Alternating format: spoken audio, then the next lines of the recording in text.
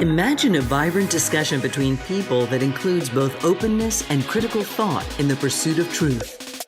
The Purchasing Truth podcast is an experience, a journey, an exploration of the impact that negative messages in politics and the media have on our families, community, society, and nation. Join your hosts, Bill Stierle and Tom Hazard, to discover new concepts and language strategies that will reveal effective ways of establishing truth. This podcast series will tackle current events, leadership challenges, healthcare confusion, integrity in business, and many other areas that affect us all. Gain clarity and understanding of the various truth perspectives. Welcome to Purchasing Truth.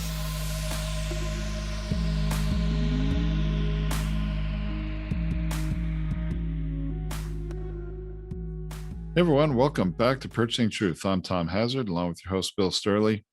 And Bill, today we're going to talk about the Hailstone Principle. Can you help illuminate what that really means? Yeah, I really appreciate this, Tom. It's the Hailstone Principle is when you take a little thought or a little idea or a little sentence, and then you start building layers around it. It's the way a hailstone is formed in a cloud. So a particle of dust comes up and it connects inside a raindrop, and the raindrop starts to fall to the ground. But before it hits to the ground, the wind takes it back up to the top where it gets frozen. Then it comes down, but it only comes down just enough to get wet a little bit more and pick up a little bit more H2O, and then gets put back up. And then there's another layer frozen on top of it. So it keeps coming down and is circulated inside the cloud, inside this wind structure. And this rotation makes the hailstone bigger and bigger until it gets to be, golf ball size and then softball size hailstone. And it can really, really make a big difference that a message can be trapped like that in the middle. Whether the message is true or not true, that doesn't matter, because when the hailstone hits, you don't want to be outside. And if it's your car, or if it's a roof, it's going to get damaged. Does that make some sense? It does. If I understand correctly, you're saying that messages can go through a cycle, kind of like the dust particles do, and get repeated over time, go through cycles, and the message gets larger and larger, eventually ends up landing somewhere. But it really started as this speck of dust. And right. So if you have a really good message and you start putting wind underneath it, and then it starts to get this stick, and it's a message, and immediately I'm flashed to the movie Forrest Gump, where he's just going through and he walking through, and this guy wants to write, bumper stickers, and he steps in some crap, and then immediately it's shit happens, and then that's the bumper sticker that makes the guy a millionaire. Right. And then he's running along, and the mud goes on his face. The guy hands him a yellow t-shirt, and he puts it on, and it looks like a face, a happy face. I couldn't sell these things anyways because no one wants to buy yellow. And immediately there's an image on there and says, hey, wait a minute, there's an idea there. And the Hailstone Principle is similar to that. It's a thought, it's a concept, it's an idea that when you get it to stick, it can make a big difference. So, finally, hope was Barack Obama's sticking thing.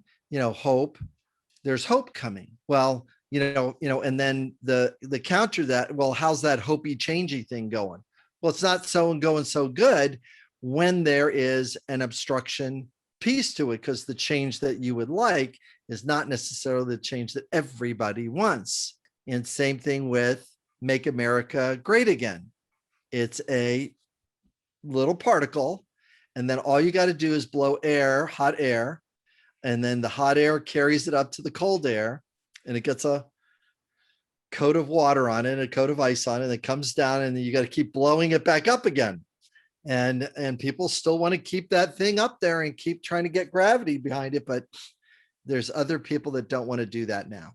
So it's whether it's a marketing message or a political message or a branding message or a sales message, you've got to get it to have, the message has got to have some stick and some carry and some momentum, or otherwise the hail falls to the ground and it melts.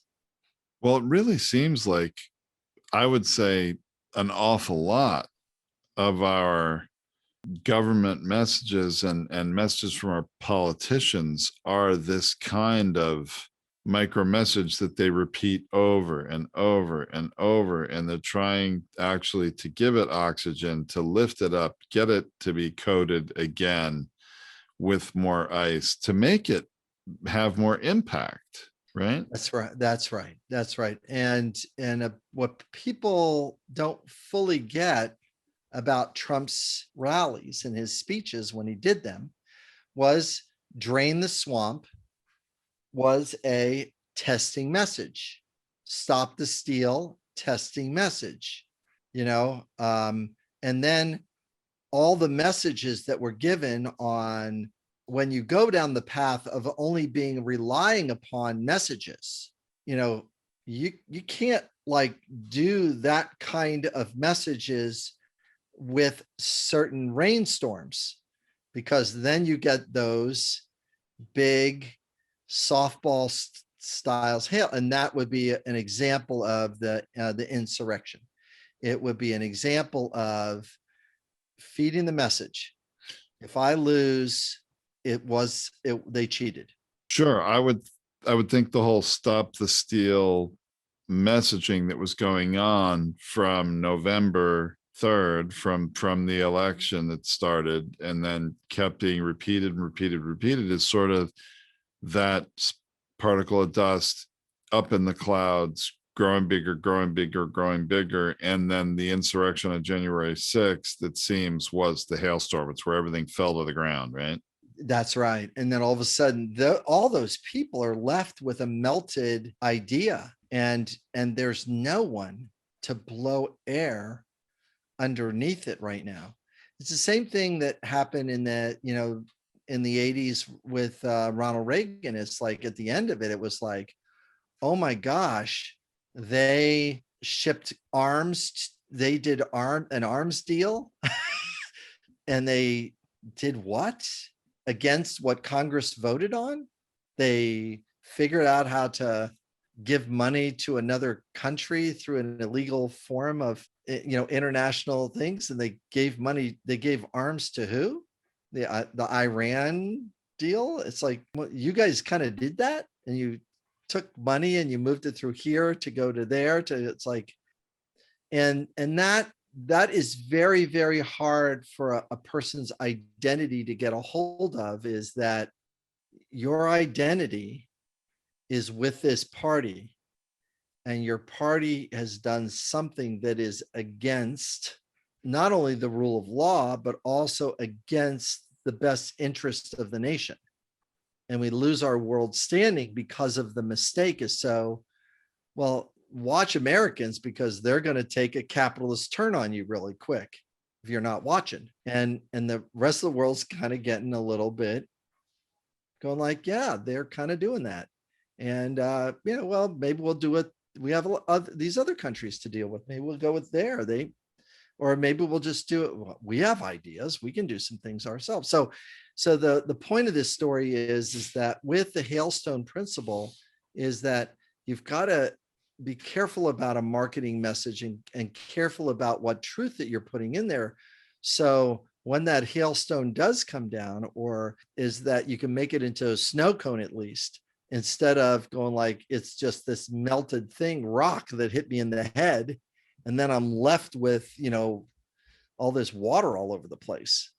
And it's really problematic, because that's the way language works a little bit. Well, it's interesting to see how messages like this get repeated, trying to amplify them, trying to get them to stick, and how some of the big ones happen. Like we mentioned, stop the steal.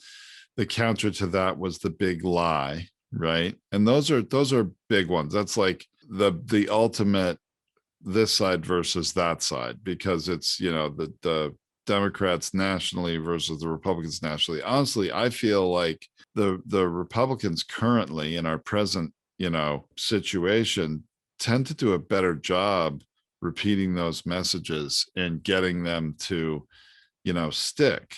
Because while, the left keeps talking about the big lie, they're not really, the Republicans aren't taking the bait so much. They just keep repeating their message about, the election that was stolen, or that now it's turned into all these voting irregularity, or not voting irregularity. I said that wrong. All of these laws across the country about, they're sort of labeling them as making sure every legal vote counts, as if every legal vote didn't count.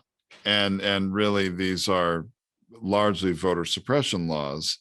Right. And that is what the result of this stop the steal repetition of messaging has been over the months since the November election. Wouldn't you agree, Bill?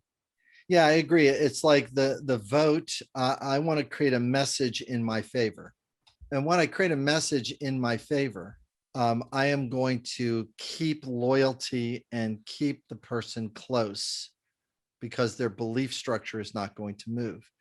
Now, even though we're talking politics here, it's still the same in business and capitalism, right? We want to keep our product loyal in the front part of the person's mind, whether it's a new type of it's a product, a resource. It could be potatoes. It could be banking, a new banking service. It could be how to launch a new technology. I've got to get that branding message, whatever the branding message, in to my key demographic, my key purchaser, so that I am able to get it to stick.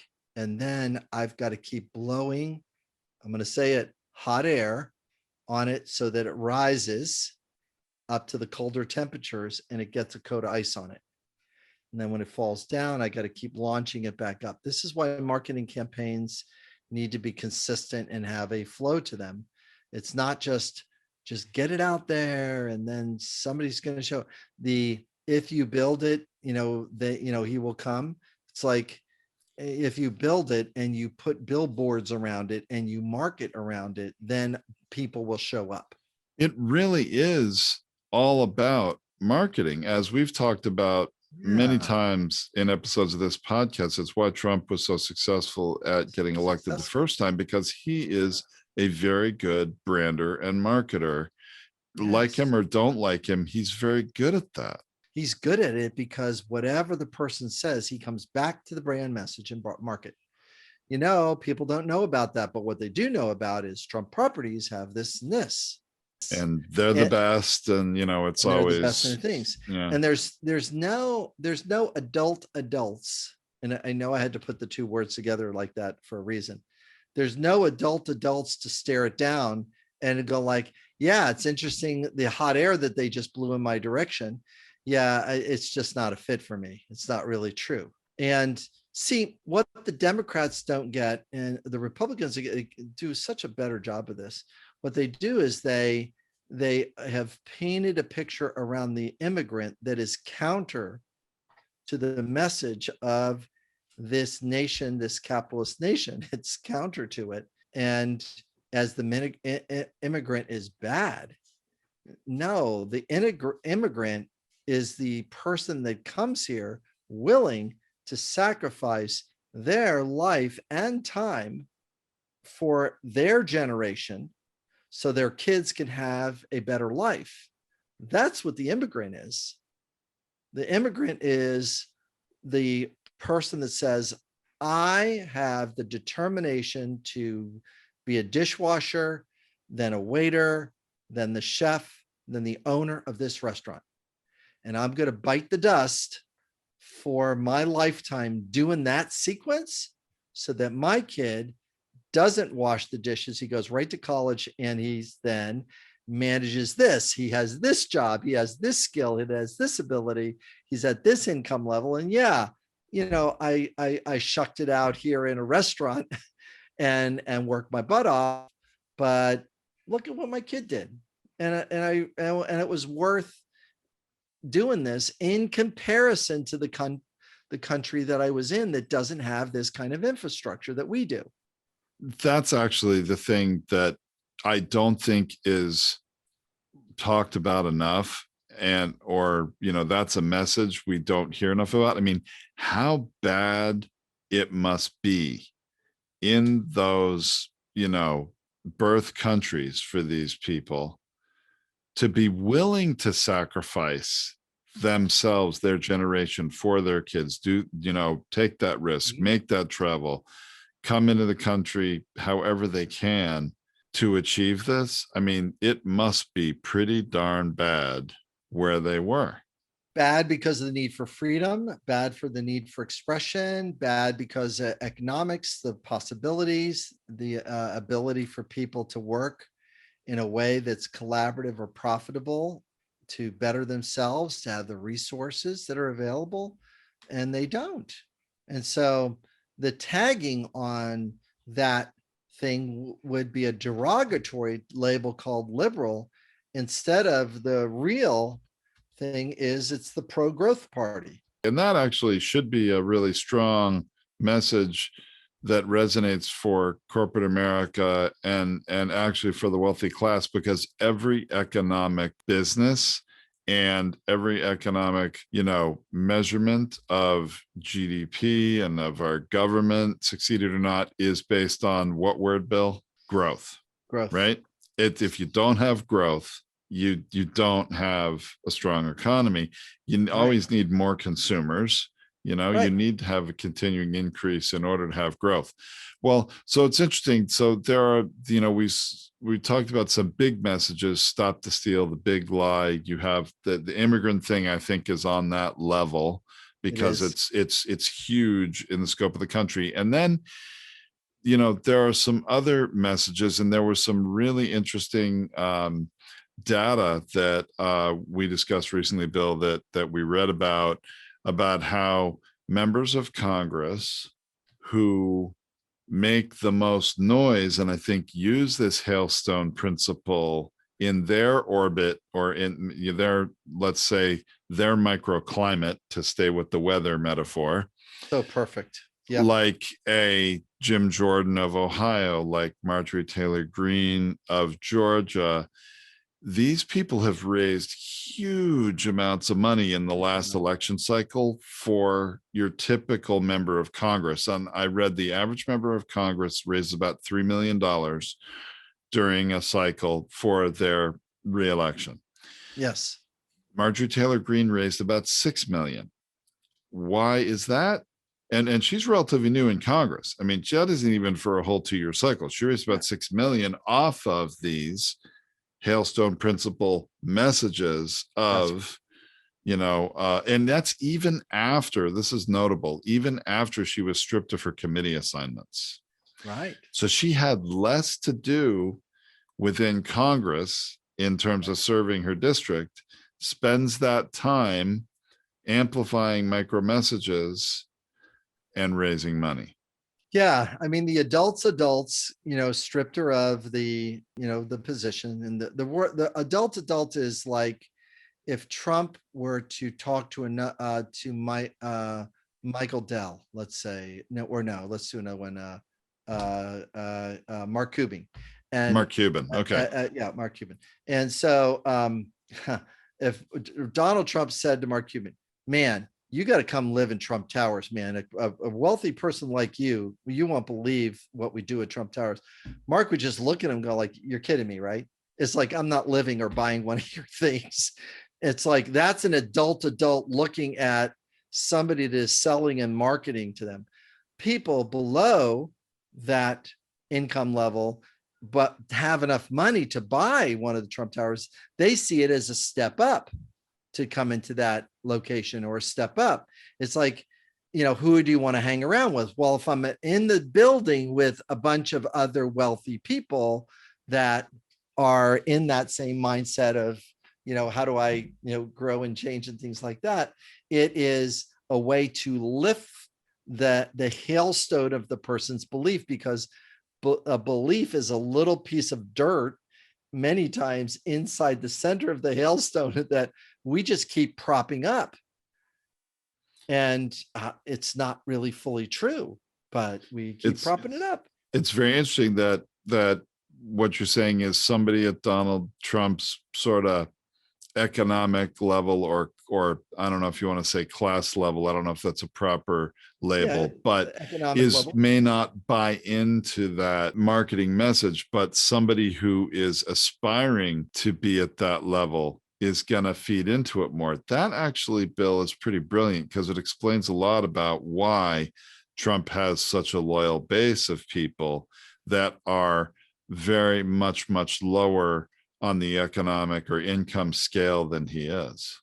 Yeah, there's an aspirational quality. I want to be to where that person is. Clearly he is, clearly he's successful, and clearly he's been able to do it, but clearly he knows how to use financial instruments to borrow money and use other people's monies to do things, to leverage the next project that he does, and stick a couple of dollars over here for himself, and accumulate and lose and accumulate and let other people lose their money. And I'm just going to keep the money on my side. And I won.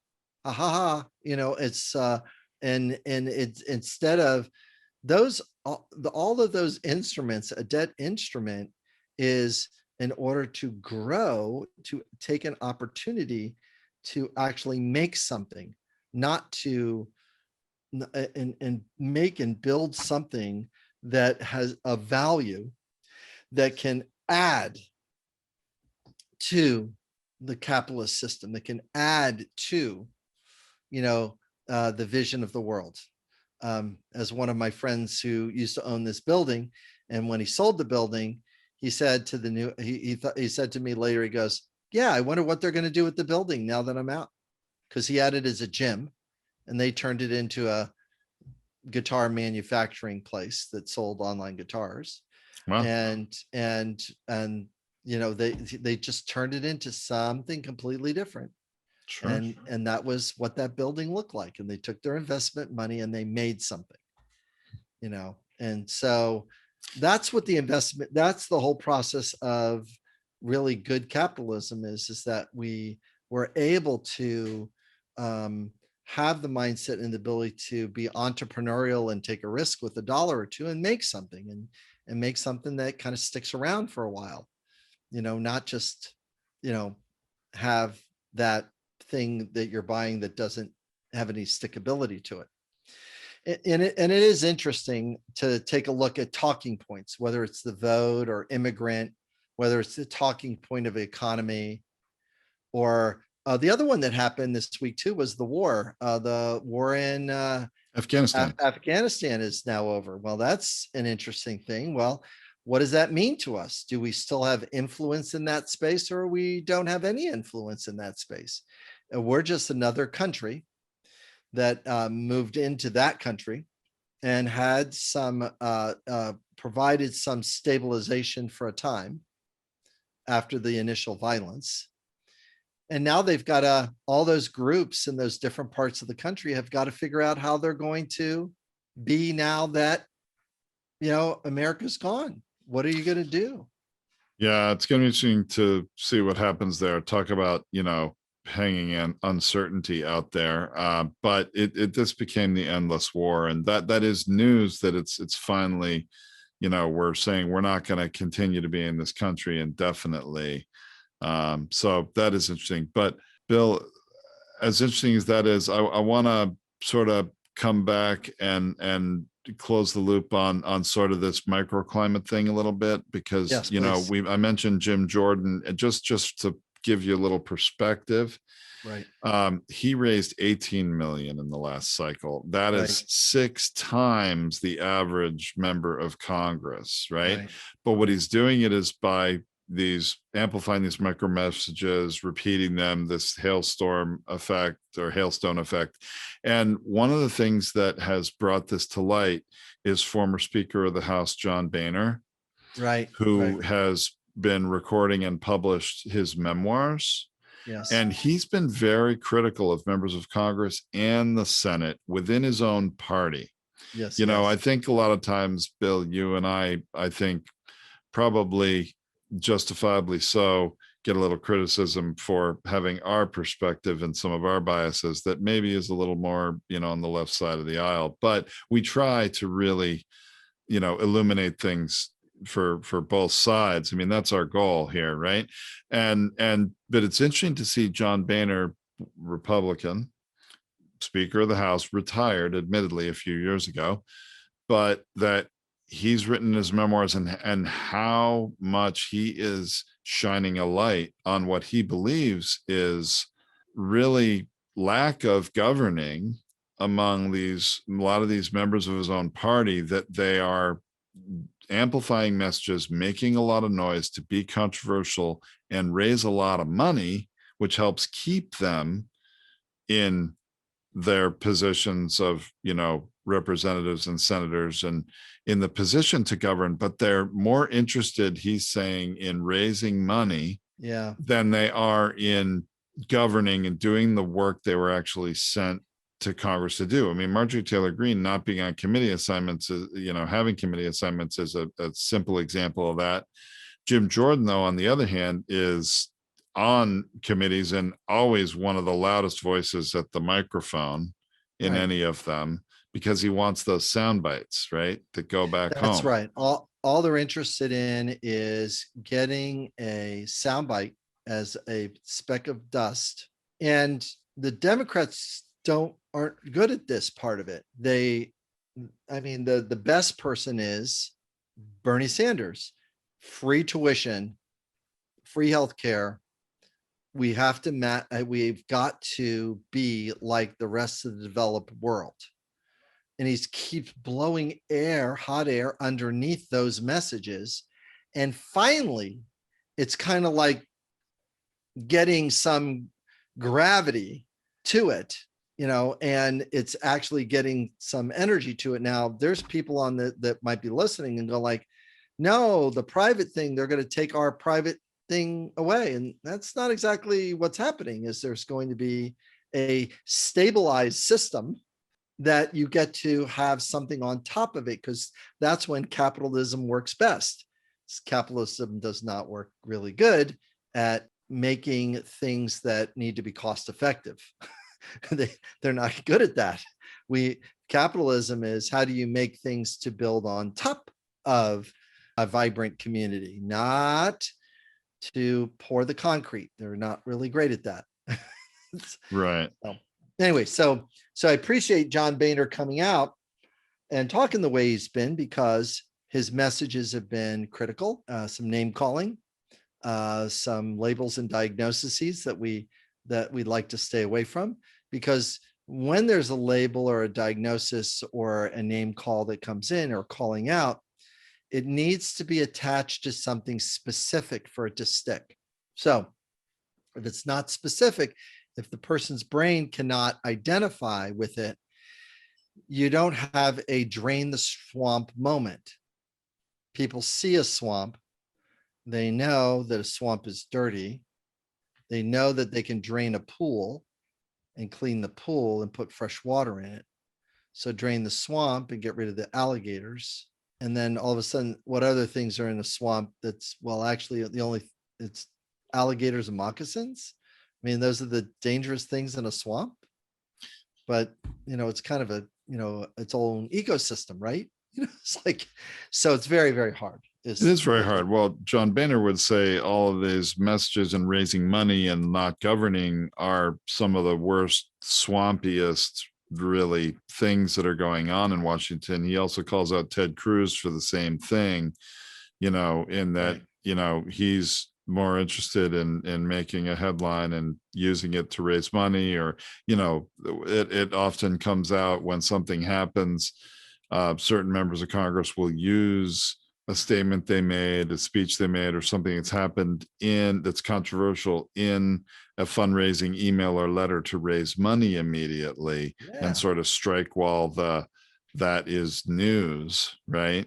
And try to raise more money. But this, when you think about the Bernie Sanders of the world that have been more consistent over time, and you mentioned Afghanistan, Bernie Sanders was very much against the war in Afghanistan, and he's been advocating we need to pull out for many years. In fact, he'll be the first one to say, and he said it just in this last week, that that's one thing that Trump got right, because Trump was no fan of foreign wars. He wanted to pull out of Afghanistan as well. And Bernie Sanders gave him credit. It's like, no, Trump was right on that one. And Biden's made the right decision to pull out, even though some of the news is it's against all the military advice that Biden is getting, that we shouldn't pull out. But he's like, no, we're ending this. We're done spending money over there. And Bernie Sanders they're going to Bernie Sanders because he's been talking about it for, a decade or more. That's right. That's right. And the difficult part of this, and this is a part of where the capitalist and the economy that's built around the military infrastructure, is that if there's no place to shoot bullets, well, how are you going to buy new bullets? Now, just wait for that to settle in. I need to sell tons, crates of bullets right now. And where can I sell these crates of bullets? Because this is what I've made. And now I got to find a market for it. How can I find a market for these bullets? How can I find a market for these tanks? How can I find for these planes, a market for these ships? How do I find markets for artillery? How do I find a market for a major industry that is now on drawdown? That's an economic problem now. It was a political problem, but now all of a sudden it turns into an economic problem. Well, what does that mean? Joe somewhere is going to get laid off because they're not making bullets there in that thing, or we don't need as many. We're not producing any because we're not doing the war the way we used to do the war. But it's not like there's not other places to shoot bullets, but we'll find new places to shoot bullets. We will find new places to do it. And this is, again, the unsettling part of the snowball effect, or the hailstone effect, is that there needs to be a place for these different parts to move.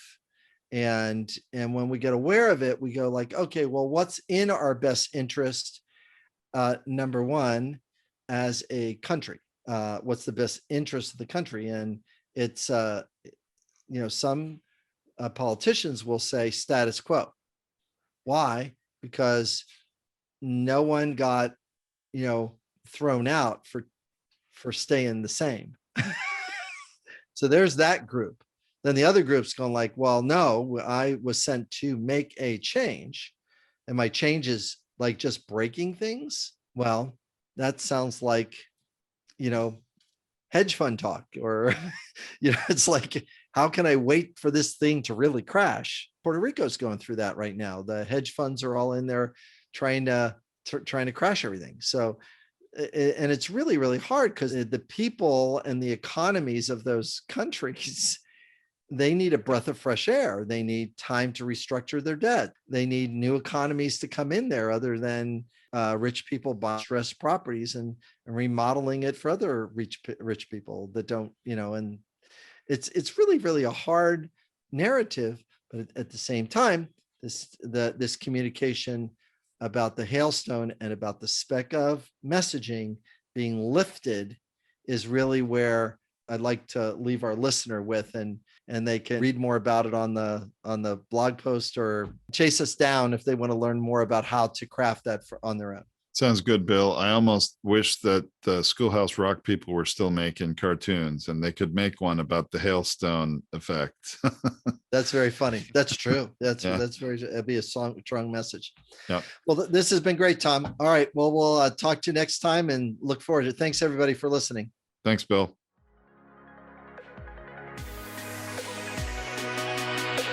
Thank you for listening to this Purchasing Truth podcast.